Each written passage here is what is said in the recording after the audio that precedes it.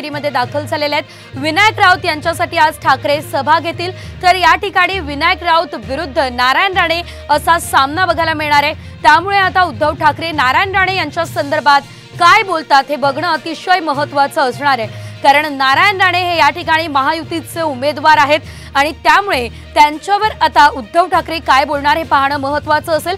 रत्नागिरीमधली ही या क्षणाची साम टीव्हीची एक्सक्लुझिव्ह दृश्य आपण बघतोय, ज्यामध्ये आपण बघतोय उद्धव ठाकरे हे रत्नागिरीमध्ये दाखल झालेले आहेत। अगदी काही वेळातच उद्धव ठाकरे यांची सभा देखील सुरू होणार आहे। तर विनायक राऊत यांच्या प्रचारासाठी या ठिकाणी स्वतः उद्धव ठाकरे पोहोचलेले आहेत आणि उद्धव ठाकरे ही सभा या ठिकाणी घेणार आहेत। रत्नागिरीमध्ये उद्धव ठाकरे यांची आज सभा होईल।